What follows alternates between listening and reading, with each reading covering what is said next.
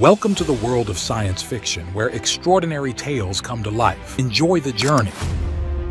The hyperdrive coupling flew past Kevin Marshall's head and embedded itself in the wall with a satisfying thunk.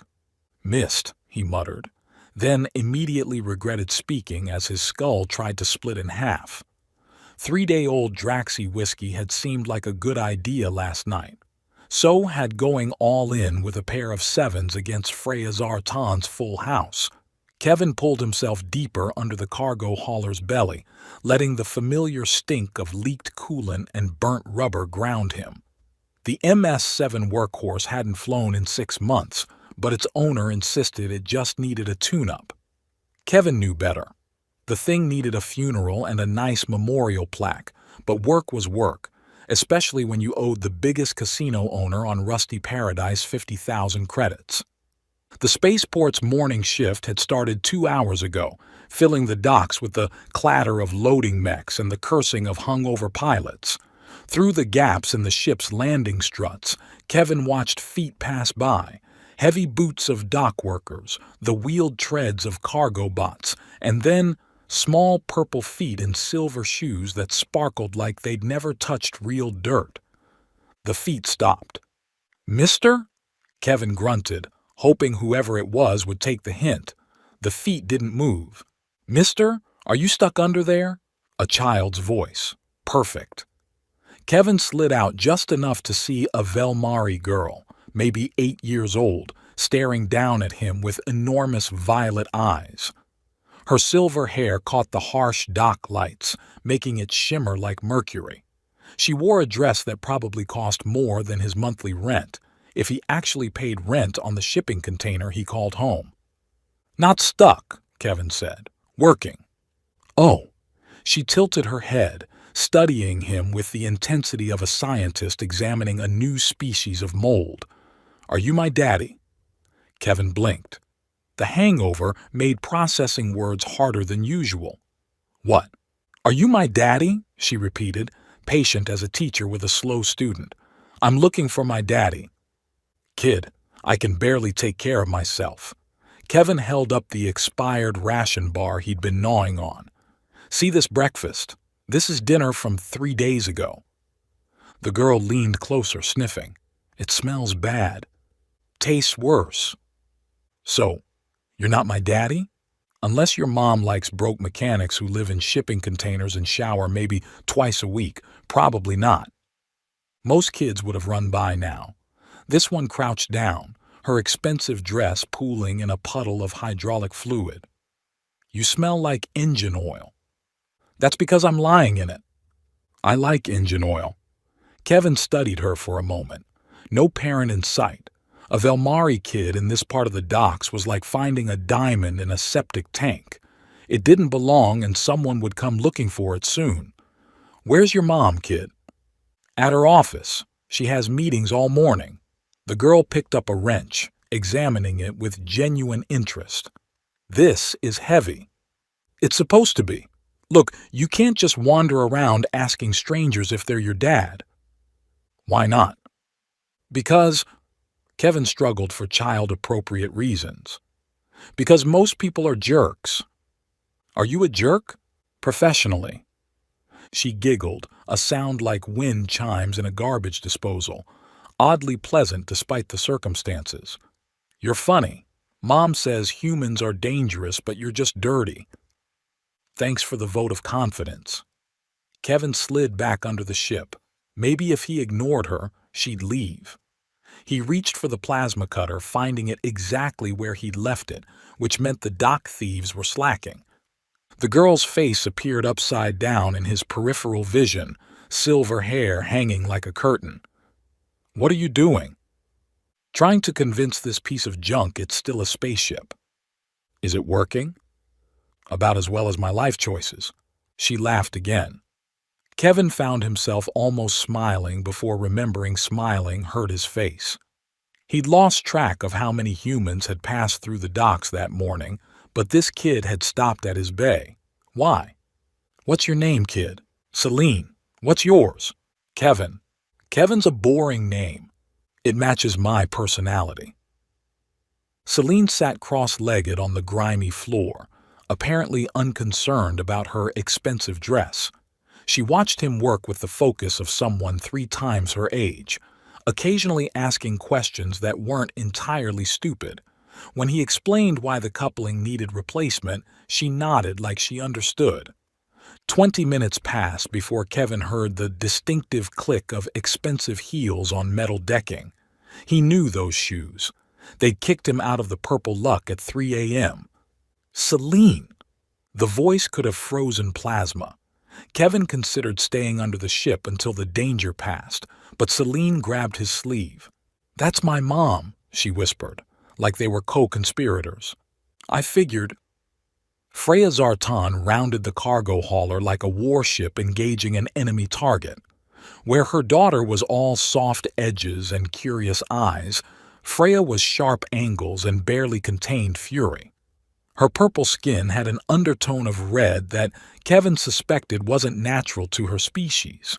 The dress she wore could have bought his shipping container 50 times over, and the way she moved suggested she knew 17 different ways to kill him with her jewelry. "Get away from my daughter," she said, each word precisely measured. Kevin slid out from under the ship, sitting up slowly to avoid triggering either his hangover or Freya's maternal instincts. "She came to me.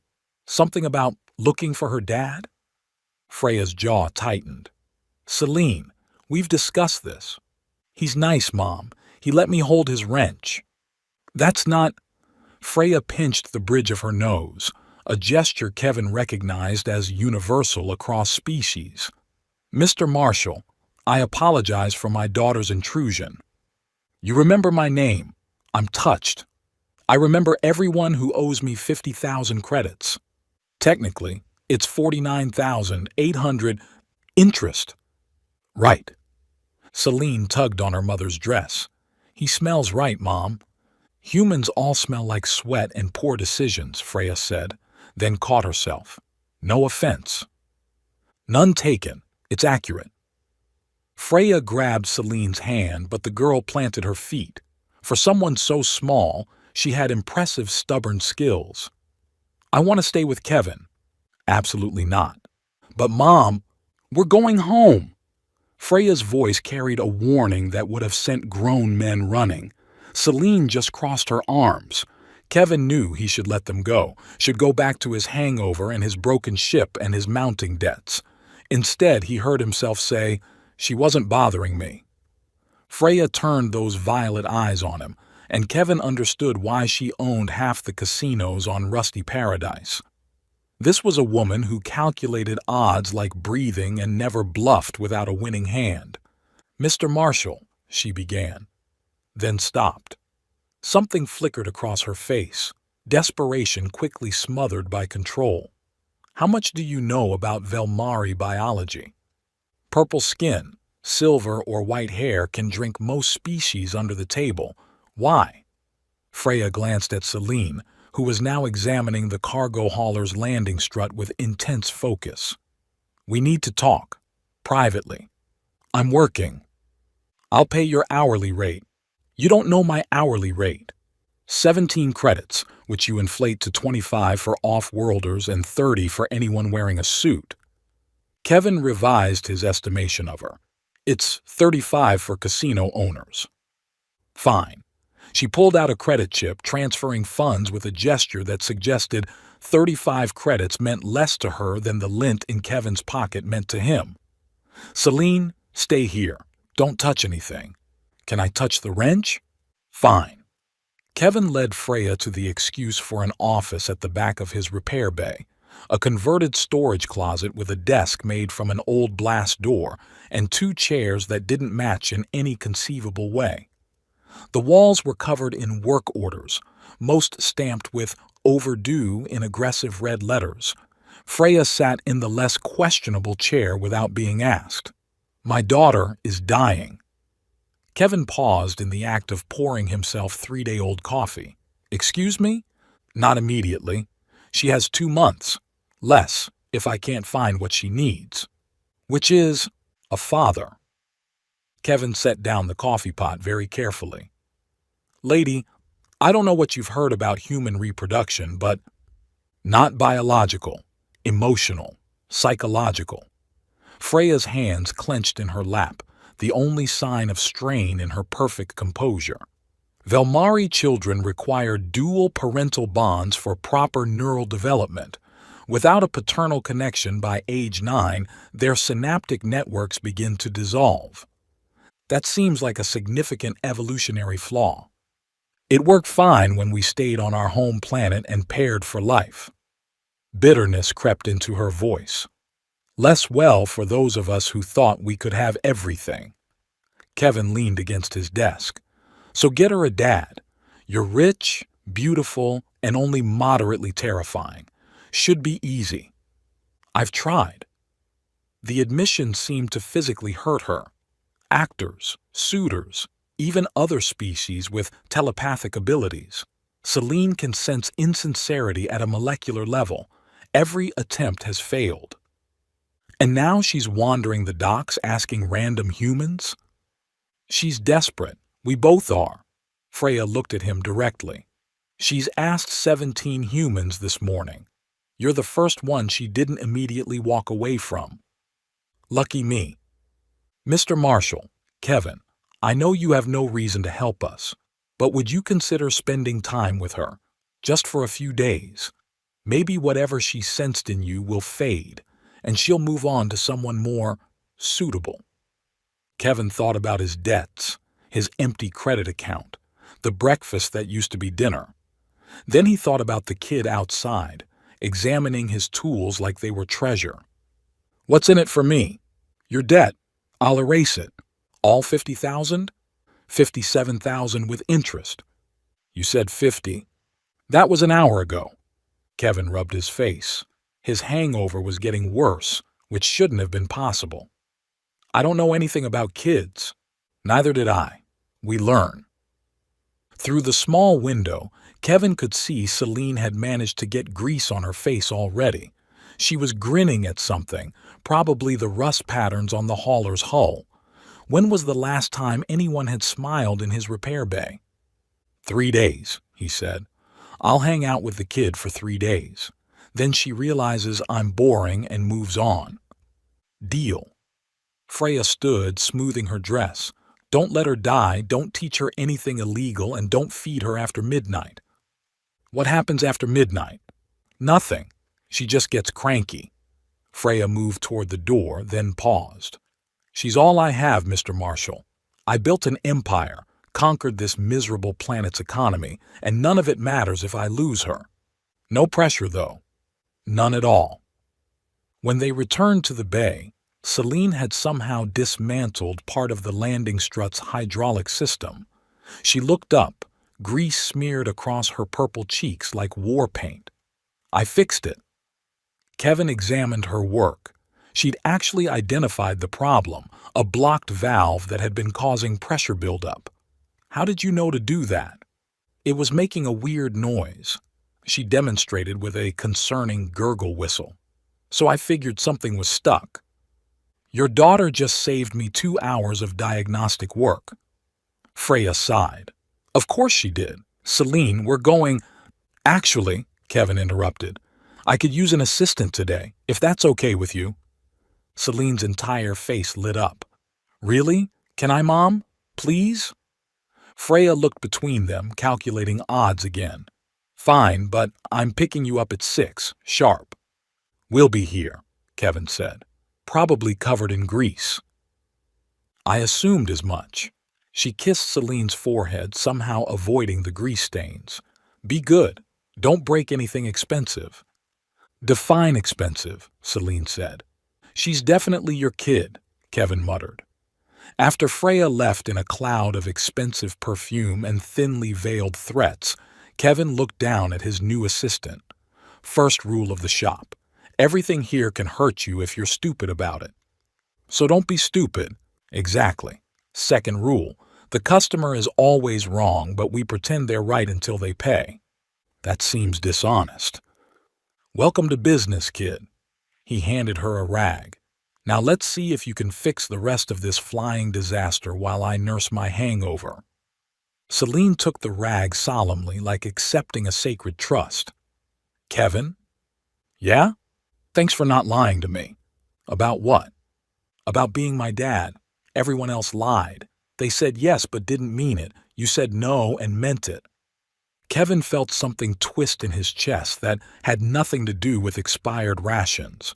How do you know when people lie? I just do. It feels wrong, like... She scrunched up her face, thinking. Like when milk goes bad but still looks okay? You know it's wrong before you taste it. And I don't feel like bad milk. You feel like old cheese. Still kind of gross, but in an okay way. Thanks, I think. They worked in companionable silence for 20 minutes before Celine asked, Kevin, what's a hangover? Bad life choices manifested as head pain. Oh, is that why you keep rubbing your temples? Yep. Mom does that too sometimes. She says it's because she owns businesses run by idiots and staffed by morons. Your mom sounds like a joy to work for. She fired 17 people last week. Celine handed him a socket wrench without being asked. But she also paid for their kids' school supplies, so I think she felt bad about it. Complex woman. What's complex mean? Complicated. Like this engine. Lots of parts that don't always work together right. Like families. Kevin paused. The kid was too insightful for 8 years old. Yeah, kid. Exactly like families. As the morning turned to afternoon, Kevin found himself explaining his work in detail, and Celine absorbed it all like a sponge that had been waiting its whole life for water. She asked questions that weren't stupid, handed him tools before he asked, and only nearly electrocuted herself once. You're not terrible at this, he admitted, watching her carefully reconnect a wire coupling. Mom says, I get my brain from my father. She said it matter-of-factly, but Kevin caught the sadness underneath. Whoever he was. She doesn't know? Single conception. She wanted a baby, but not a husband. Celine shrugged. I think she gets lonely sometimes, though. Don't we all? Are you lonely? Kevin considered lying, then remembered she'd know. Sometimes, but lonely's not the worst thing to be. What's worse? Owing your mom 57,000 credits. Celine giggled. She won't really make you pay it all.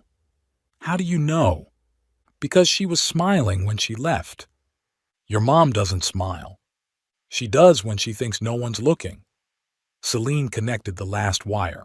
There, try it now. Kevin activated the diagnostic panel. Green lights across the board. I'll be damned. Is that good? That's very good. You just fixed a problem I've been fighting for 2 days. So I'm a good assistant. You're an acceptable assistant. Good would be fixing it without getting grease literally everywhere. Celine looked down at herself. Her expensive dress was destroyed. Her hands were black with grime, and she'd somehow gotten oil in her silver hair. She grinned. Mom's going to be so mad. Probably. Worth it, though. She sat on an overturned crate, swinging her legs. Kevin, can I come back tomorrow? He should say no. Should maintain boundaries. Should remember this was temporary, just a business arrangement to clear his debt. Instead, he found himself nodding. If your mom allows it, she will. She needs me to find a dad, and you're the first person who hasn't made my insides feel wrong. High praise. It's true, though. Celine picked at a grease stain on her dress. Everyone else tries too hard. They smile too big and say nice things they don't mean and pretend to care about stuff they don't care about. You just are disappointing? Real. She looked up at him with those enormous violet eyes. That's better than perfect. Kevin's communicator buzzed. 6 o'clock. The wrench sailed past Kevin's ear and clanged against the shipping container's wall. Nice throw, he said, not looking up from the manifold he was cleaning. But you're telegraphing. Shoulder dropped before release. Celine retrieved the wrench, weighing it in her small purple hands. 3 weeks had transformed her from a lost rich kid into something resembling an actual mechanic's apprentice. Her silver hair, now permanently tinged with grease despite Freya's best efforts, was tied back with a spare wire. The designer dresses had been replaced with coveralls Kevin had cut down to size, still too big, but she wore them like armor. "This hyperdrive is being a real butthead," she announced, glaring at the exposed engine components. "Language! You said it yesterday, about the coupling assembly. Do as I say, not as I do, kid. That's hypocritical." "That's parenting, apparently." The word slipped out before Kevin could stop it. He kept his eyes on the manifold, pretending he hadn't said anything significant. Celine went quiet for exactly 3 seconds. Kevin had learned to count her processing time before asking, "Does that mean you're practicing?" "Practicing what?" "Being my dad. I'm practicing not going broke. There's a difference." She handed him a socket wrench without being asked, the right size too. The kid had an uncanny ability to predict what tool he'd need next. "Mom says you're the most stubborn human she's ever met." "Your mom meets a lot of humans?" "Only the ones who owe her money." Celine pulled herself up to sit on the workbench, legs swinging. "She says you're different, though." "Different how?" "She used a word I'm not supposed to repeat." "Now I'm curious." "It started with F and ended with rustrating." Kevin snorted. "That's actually one of her nicer descriptions." The workshop had developed a routine over the past weeks. Celine arrived at 7 sharp. Freya dropped her off on the way to her morning meetings. They'd work until noon, break for lunch that Celine insisted on buying with her allowance. "Mom gives me 100 credits a week." "Kid, that's more than I make in 3 days." "That's sad, Kevin." Then work until 6 when Freya collected her. The collection process had become its own form of entertainment. Freya would arrive in whatever expensive outfit she'd worn to intimidate business associates, survey the damage to her daughter's appearance, sigh dramatically, and then engage Kevin in verbal sparring that felt increasingly less hostile. "She's learning practical skills," Kevin would say. "She's learning to swear in 12 languages," Freya would counter. "Only 7. The other 5 are just dialects." Today was different, though. Kevin could feel it in the way Celine kept pausing, staring at tools like she'd forgotten their names. "Pass me the—" Celine stopped, frowning at the tool rack. "The turning thing." "The wrench?" "Yeah, wrench. I knew that." She handed it to him, but Kevin noticed her fingers trembling slightly. "You okay, kid?" "Head feels fuzzy, like when you drink fizzy cola too fast, but inside my brain." Kevin set down his tools. In 3 weeks he'd learned to read Celine's moods, her tells when she was tired or hungry or about to ask a question that would somehow be both innocent and devastatingly personal. This was something new. "When did it start?" "This morning. I forgot which shoe went on which foot." She tried to smile, but it wavered. "Mom said it was just tired, but she got that look." "What look?" "The one where she's scared but pretending not to be.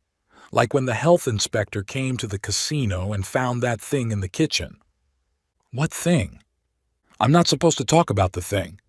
Kevin's comm unit buzzed. Freya's ID flashed on the screen. It was barely 2 in the afternoon. She never called during work hours. "Kevin." Her voice was tight, controlled in a way that meant she was anything but. "Is Celine with you?" "Yeah, she's right." "I'm coming to get her, now." "What's wrong?" "Just—" A pause. Kevin heard her take a breath. "Just keep her there. Keep her safe." The line went dead. "Was that Mom?" Celine asked, but her eyes had gone unfocused. "I can't remember if—" "Did she drop me off this morning?" Kevin's chest tightened. "Yeah, kid. She did. Complained about the smell, like always." "Oh, good." Celine blinked hard, like trying to clear water from her eyes. "Kevin? I feel weird." He lifted her off the workbench, surprised by how light she was. For all her bravado and mechanical aptitude, she was still just a small kid. "Let's sit down for a bit." You've been working hard. I have? She let him guide her to the beat-up couch he'd salvaged from a crashed yacht. What was I working on? The hyperdrive. You called it a butt head. That got a small laugh. Sounds like me. Freya arrived in 12 minutes. Kevin knew because he watched every second tick by on the chronometer. She burst through the door like atmospheric entry, her usual composure shattered. Her purple skin had gone pale, almost gray, and her silver hair was disheveled in a way that suggested she'd been running her hands through it. Celine, she stopped when she saw her daughter on the couch, lucid but confused. How is she? Forgetting things. Small stuff so far. It's starting. Freya's voice cracked on the last word. She sat beside Celine, pulling her close. Hi, baby. Hi, Mom. Did you fire anyone today? Not yet, but the day's young. The attempt at normalcy was painful to watch. Freya looked at Kevin over Celine's head. We need to talk. They moved to Kevin's excuse for an office while Celine dozed on the couch. Freya paced the small space like a caged predator, her heels clicking against the metal floor in a rhythm that spelled out panic in Morse code. It's too early, she said. The degradation shouldn't start for another 3 weeks. Maybe the doctors were wrong. The doctors were wrong about a lot of things. She stopped pacing, faced him. I need you to understand something. What's happening to her? It's not just memory loss. Her brain will literally eat itself. Every connection, every pathway will dissolve. She'll forget words, then faces, then basic functions. At the end, she won't even remember how to breathe. Kevin felt something cold settle in his stomach. You had a kid knowing this could happen? I thought. Freya's composure finally cracked completely. She sank into the questionable chair, head in her hands. I thought love was something you could earn, or build, or buy if you had enough money. Jesus, lady, you really are rich. Rich enough to buy everything except what matters. She looked up, and Kevin saw tears tracking down her purple cheeks. Do you know what single conception costs for a Velmari? Not just the credits, the procedures, the treatments, the genetic modifications to make it possible. I spent 3 years preparing. I had everything planned. Nannies, tutors, the best schools. I never planned on her needing a father because I never had one either. And you turned out great. I turned out exactly like someone who never had a father.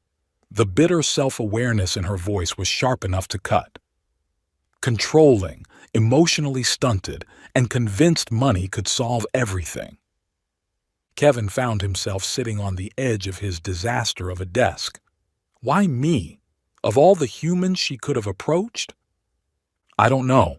I've run every analysis, every probability matrix. You're undereducated, financially unstable, and have the interpersonal skills of a broken vending machine. Flattery will get you everywhere. But she chose you. Her instincts, whatever biological imperative drives her to seek a paternal bond, it chose you. Freya stood, smoothing her dress in that way she did when trying to regain control. I'll pay you anything. 1,000,000 credits, a ship, your own moon. I have a moon, did you know that? It's mostly methane, but still. You can't buy feelings, lady. Trust me, I've tried. Mostly with whiskey.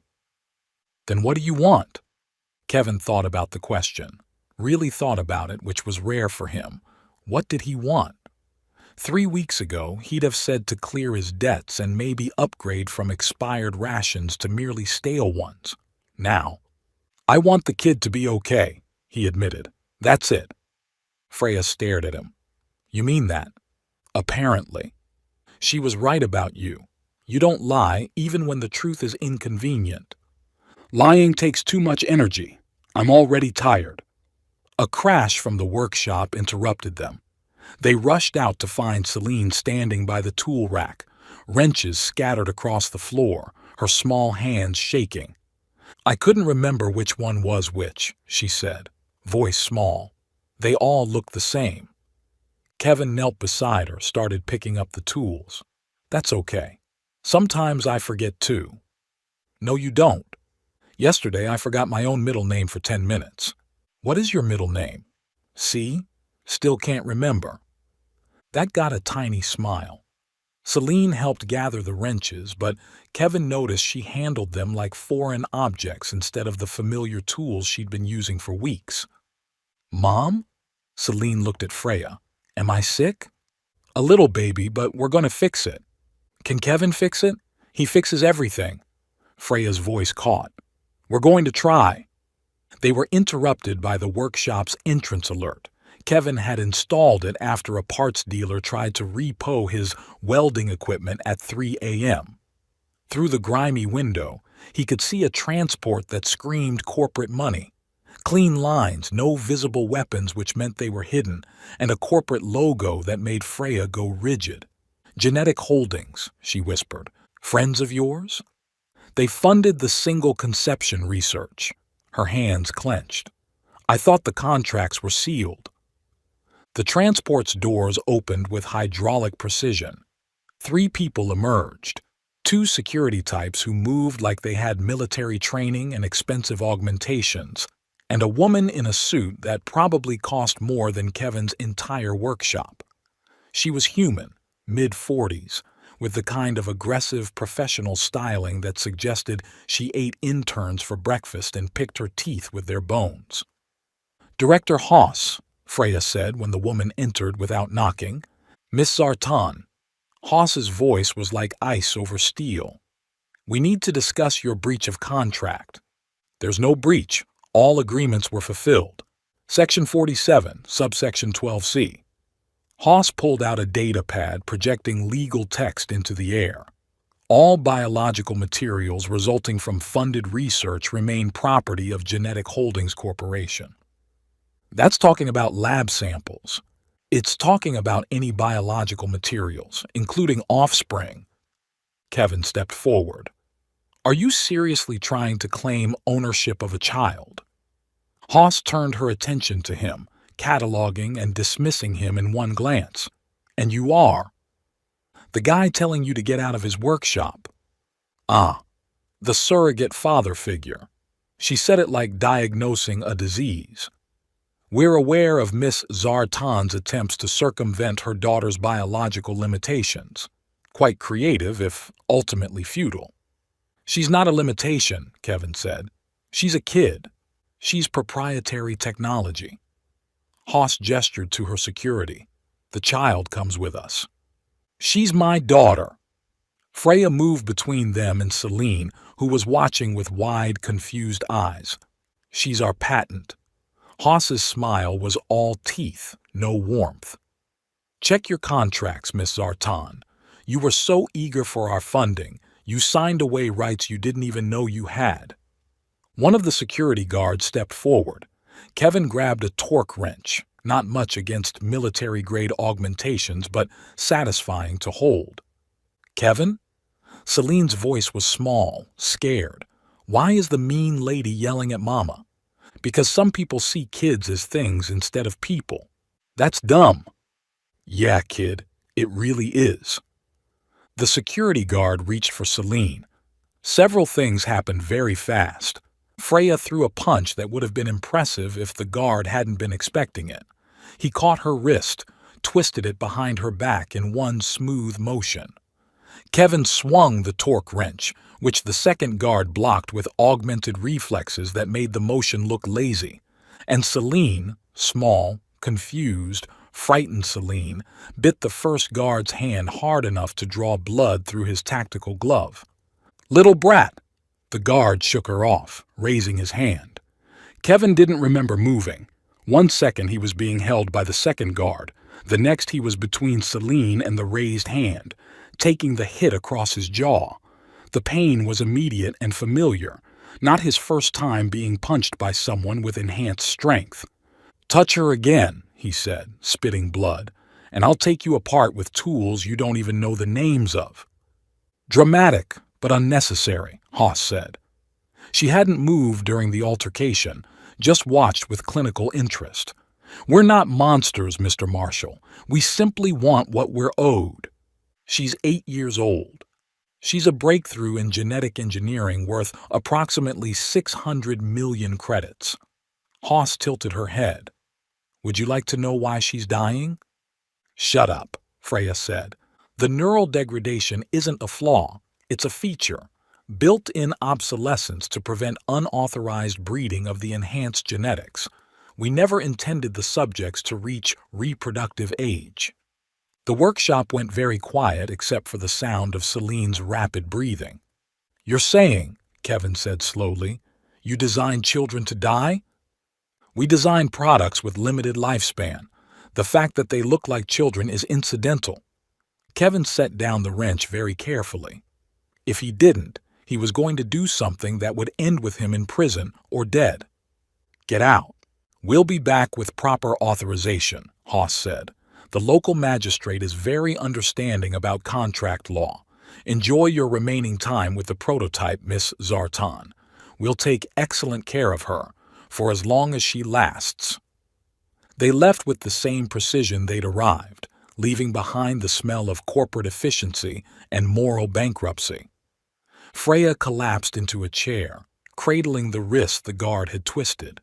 Celine stood frozen in the middle of the workshop, tears streaming down her purple cheeks. Am I going to die? She asked. Kevin and Freya answered at the same time. No. They looked at each other over her head, two adults who couldn't stand each other 3 weeks ago, now united in a lie to protect a child who deserved better than any of this. We're going to fix this, Kevin said, surprised to find he meant it. I don't know how yet, but we're going to fix this. How? Freya's voice was barely a whisper. They own judges, politicians, entire systems. They have legal documents that say she's property. Then we'll have to get creative. Kevin picked up Celine, who wrapped her arms around his neck and buried her face in his shoulder. She smelled like engine oil and that weird shampoo Freya insisted on buying. First rule of engineering, kid. Remember? Every problem has a solution, Celine mumbled against his shoulder. You just have to find the right tool. That's my girl. The words slipped out without thought, but Kevin didn't take them back. Couldn't, really, not with Freya looking at him like he'd just promised to fight the entire galaxy for her daughter, which he realized with a sinking feeling he probably just had. The medical ward's recycled air tasted like copper and disinfectant. Kevin had been breathing it for 36 hours straight, long enough that his lungs had stopped protesting and started accepting it as the new normal. Day 59. The countdown that had been abstract math 3 weeks ago now ticked in his head like a bomb he couldn't defuse. Celine lay in the narrow bed, dwarfed by monitors that tracked her failing neural pathways in real time. The readouts meant nothing to Kevin. He fixed machines, not people, but he understood the downward trend of every graph. Her purple skin had gone gray at the edges, like paper left too long in sunlight. Her silver hair, which Freya had carefully brushed that morning, spread across the pillow like tarnished metal. Oil smell, man? Kevin leaned forward. Her eyes were open but unfocused, looking through him rather than at him. Yeah, kiddo, it's me. Are you my daddy yet? The question she'd been asking for 2 months, reduced now to its essential core. No context, no memory of the previous times, just the biological imperative that drove her dying brain to seek what it needed. Working on it, Kevin said, taking her small hand. It felt too cold, even for a Velmari. You know me and deadlines. She blinked slowly. You smell right. You've mentioned that. Did I? Confusion crossed her features. I don't remember things good anymore. Well, you don't remember things well. That too. A ghost of her old smile appeared. Tell me something. About what? Anything. So I can remember it for a little while. Kevin squeezed her hand gently. Remember the first engine you fixed? The coupling on that ancient hauler? No. You crawled under there in your fancy dress, got grease on everything. Your mom nearly had a stroke, but you found the problem in 10 minutes, something I'd been fighting for 2 days. I was smart? Are. You are smart. Oh, she processed this. Tell me more. So he did. Sitting in that uncomfortable medical chair, Kevin became a storyteller. He told her about Earth, the planet he'd left behind for reasons that seemed stupid now. About the first time he'd taken apart an engine at age 7, younger than she was now. About the time she'd beaten 3 dock workers at poker with nothing but a pair of 2s and sheer audacity. Did I cheat? She asked during a lucid moment. Absolutely. Good. Freya arrived as the station's artificial night cycle began, carrying food Kevin wouldn't eat and coffee he'd mainline directly into his veins if possible. She'd given up on her expensive clothes days ago, now wearing simple pants and a shirt that had seen better decades. Her purple skin was blotchy from lack of sleep, silver hair pulled back in a messy knot. How is she? Talking, sometimes making sense. Freya sat on Celine's other side, took her daughter's free hand. Hi, baby. Pretty lady, Celine said. You're sad. A little. Don't be sad. The oil smell man is here. Freya's laugh was broken glass. Yes, he is. They sat in silence while Celine drifted in and out of awareness. The monitors beeped their electronic dirge.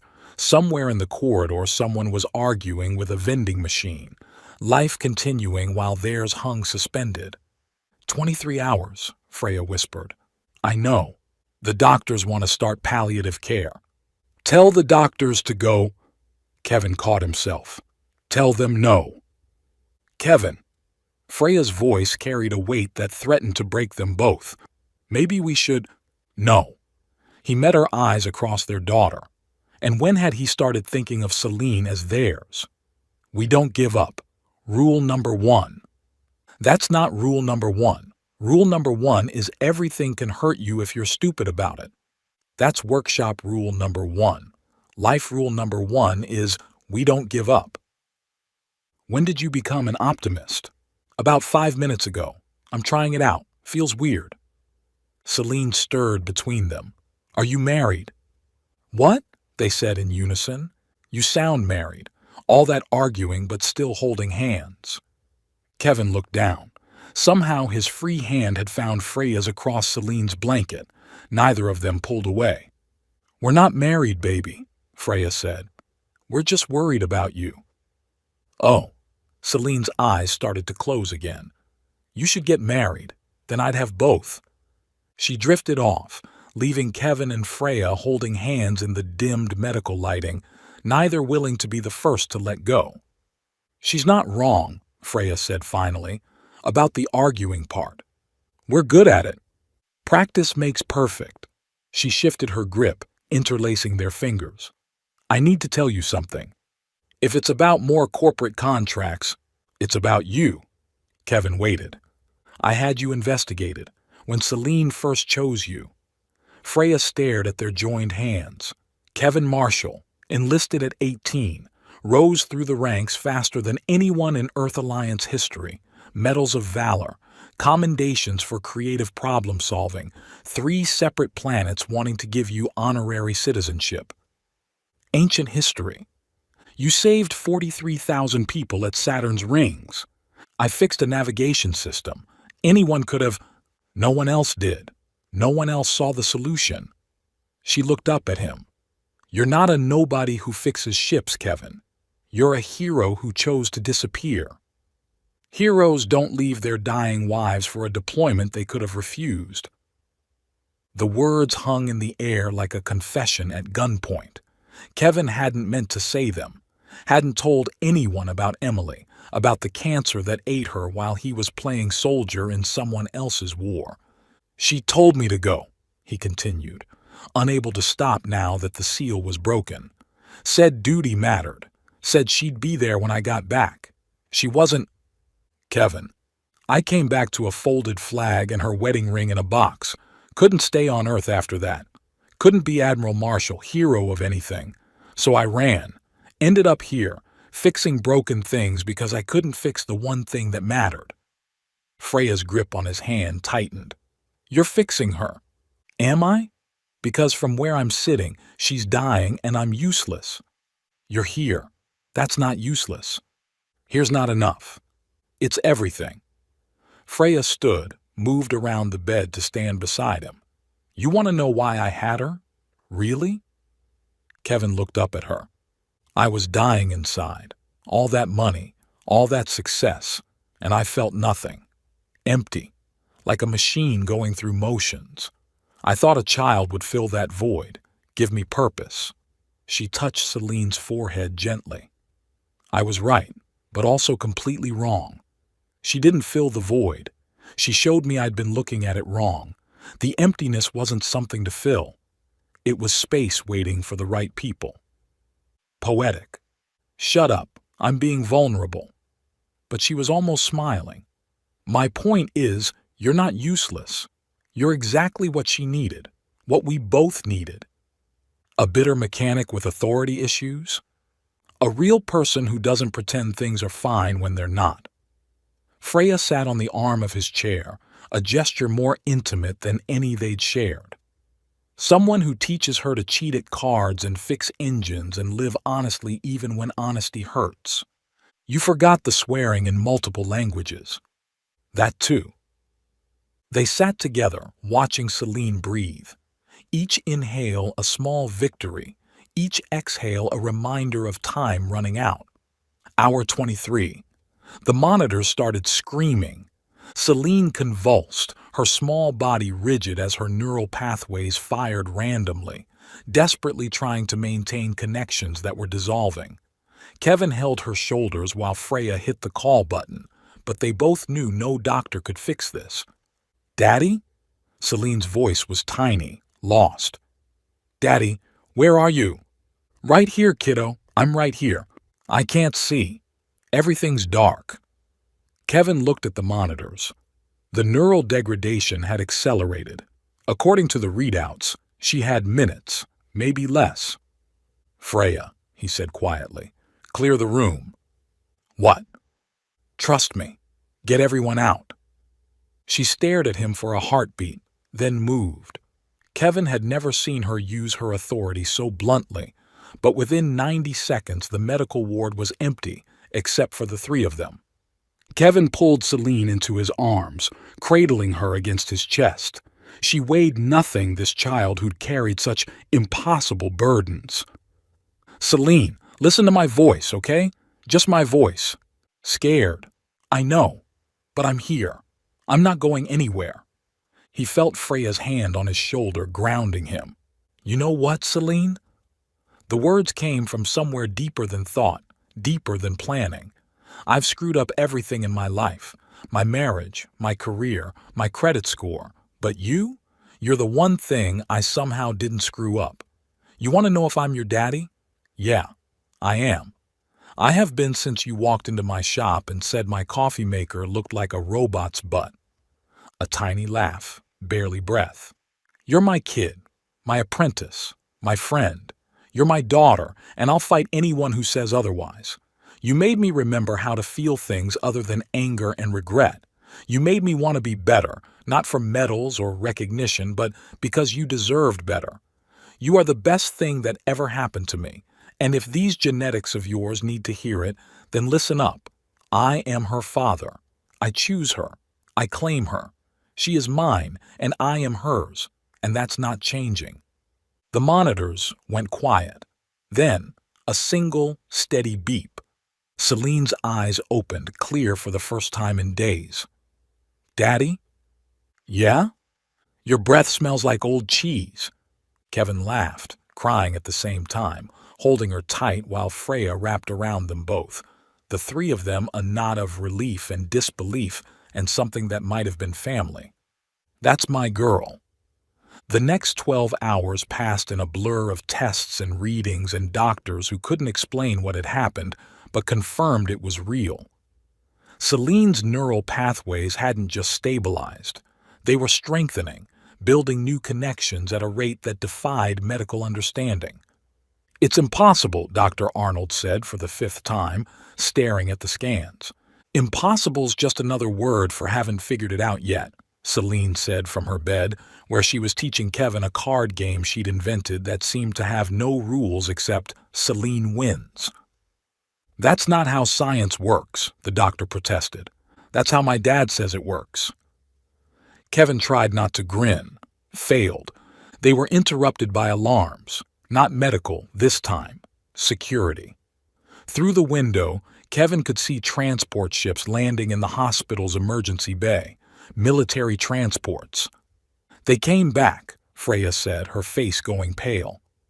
Director Haas entered the ward like she owned it, which, given Genetic Holdings' reach, she probably did. This time she'd brought real muscle, not corporate security but actual military contractors, the kind who'd killed people for less money than Celine's medical bills. "Touching scene," Haas said, not sounding touched at all. "But court orders are court orders." She held up a data pad. "Legal seizure of property, signed by 3 judges." "She's not property," Kevin said, moving between Haas and Celine's bed. "The courts disagree." Haas smiled that cold smile. "Move or be moved." Kevin sighed, the sound carrying years of exhaustion. "I really didn't want to do this." He pulled out an ancient communicator from his pocket. The thing looked like it had survived multiple wars, which it had. He pressed his thumb to the scanner, let it read prints that hadn't been used in 3 years. "Authorization, Admiral Kevin Marshall. Authentication code, Phoenix 77 Alpha. Priority override. I need the 3rd Fleet at these coordinates." Haas laughed. "Nice try, but—" The windows lit up with the light of ships dropping out of hyperspace. Not 1 or 2. Dozens. The Earth Alliance 3rd Fleet in full deployment, surrounding the hospital like guardian angels with very big guns. "What?" Freya's voice was faint. "What?"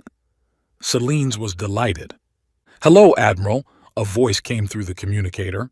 "Good to hear from you, sir. Orders?" Kevin kept his eyes on Haas, whose face had gone through several interesting color changes. "Prevent any unauthorized removal of civilians from this facility.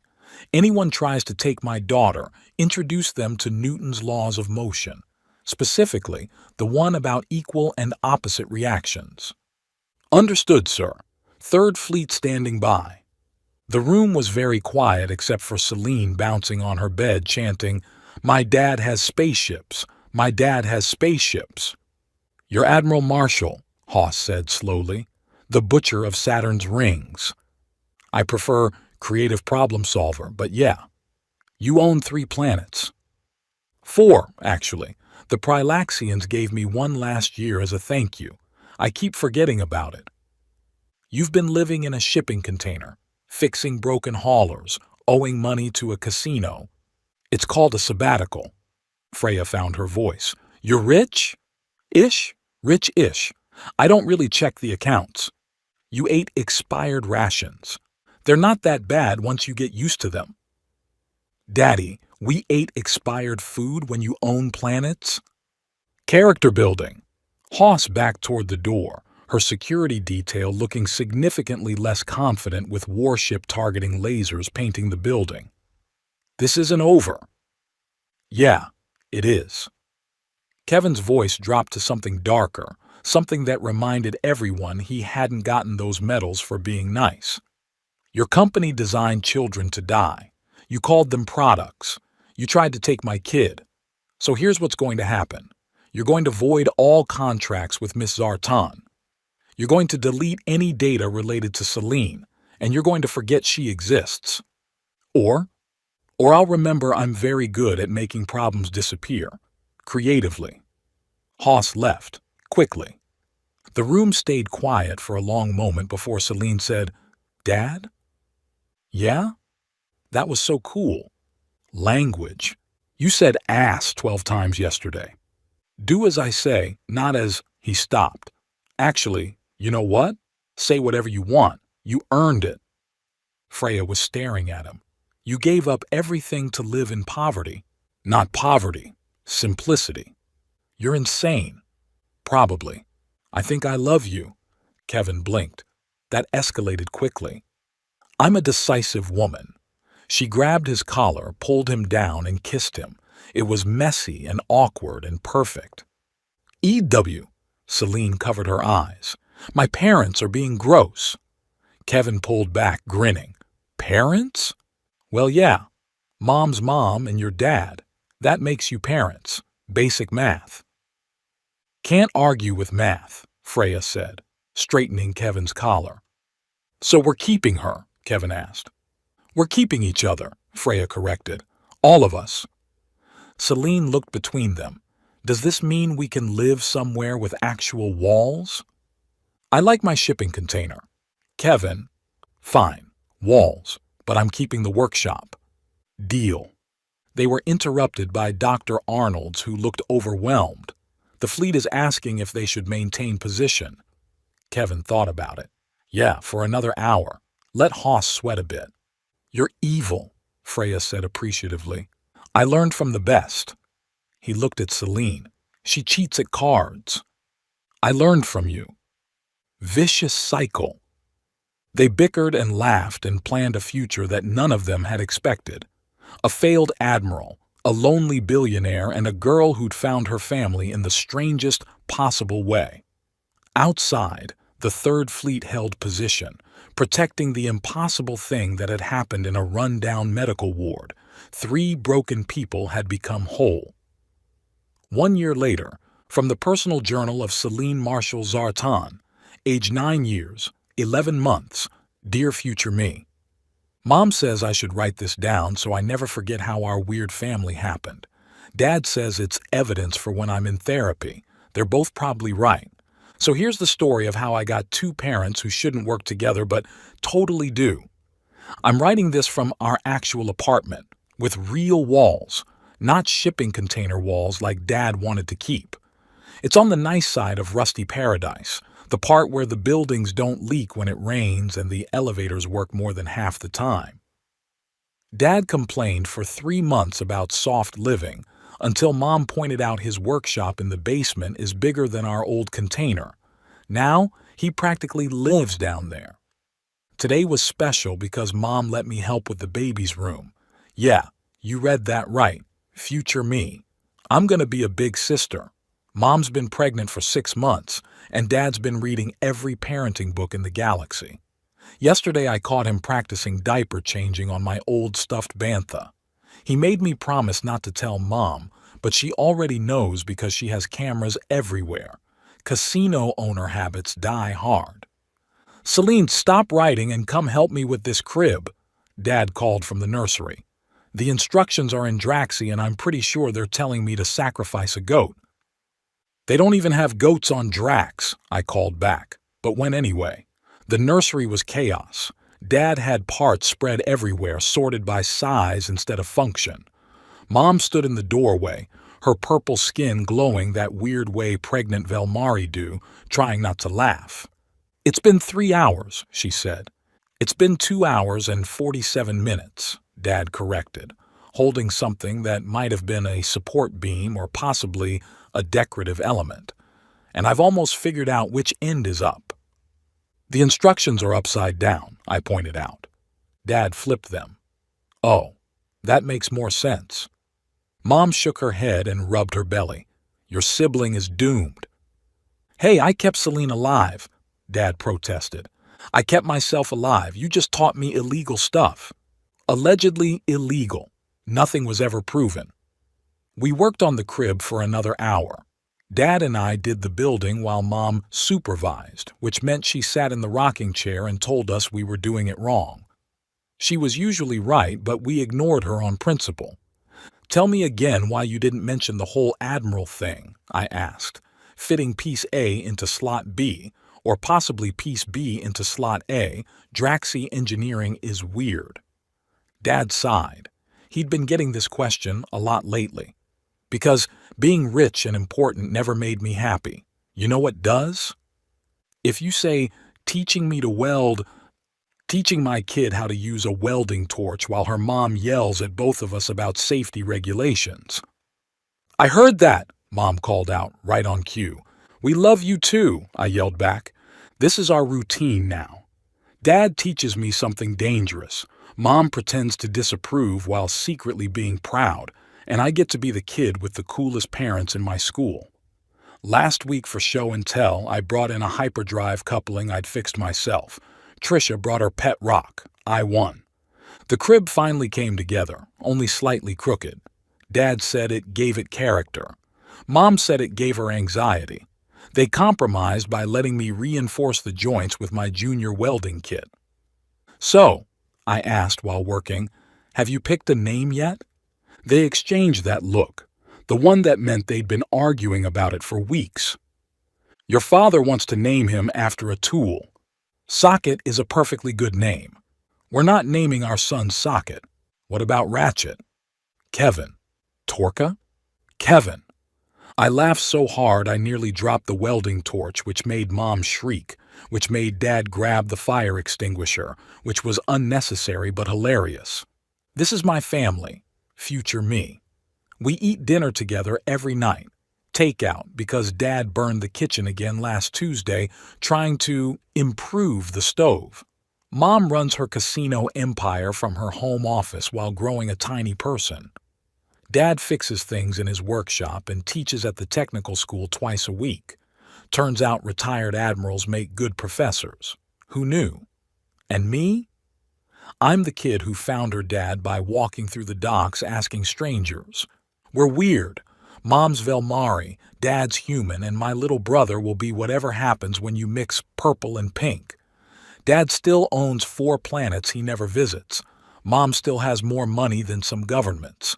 And every morning, Dad makes coffee in the machine I modified to also scramble eggs. "Why?" Mom asked this morning, watching eggs cook in the coffee pot. "Would you teach her to do that?" "Efficiency," Dad said, pouring egg coffee into his mug. "That's disgusting." "That's innovation." They bickered through breakfast, but Mom held Dad's hand the whole time, and Dad kept touching Mom's belly to feel the baby kick. I drew blueprints for a self-rocking crib. Baby brother's going to need all the help he can get with these two as parents. Oh, and last week Director Haas sent an apology letter. Dad used it to line the garbage disposal. Mom framed it. I built a small robot that burns a copy of it every day at noon. We all cope differently. The best part? Every night before bed, Dad tucks me in, I'm too old for it but don't tell him, and says the same thing. "Still my best fix, kiddo." And Mom adds, "Our best fix." They're talking about me, but also about us. This weird, patched-together, impossibly perfect family that started with a lonely girl asking strangers if they were her daddy. Turns out I only needed to ask the right one. Love, Celine, age 9, big sister in 3 months, assistant mechanic, semi-professional poker player, daughter of the weirdest best parents in the galaxy. Dad just tried to cook dinner again. The fire suppression system activated. Mom's laughing so hard she's crying. Baby brother's kicking up a storm. This is our normal, and I wouldn't change a single thing. Okay, maybe I'd change Dad's cooking, but that's it. End of journal entry. The sounds of laughter echoed through the apartment as Kevin tried to explain why he'd attempted to flambe water. Freya threatened to ban him from the kitchen forever, and Celine sat between them, drawing plans for a kitchen that was Kevin-proof. A story about how love can't be bought, earned, or faked. It can only be given freely by imperfect people doing their imperfect best. And sometimes that's more than enough. It's everything.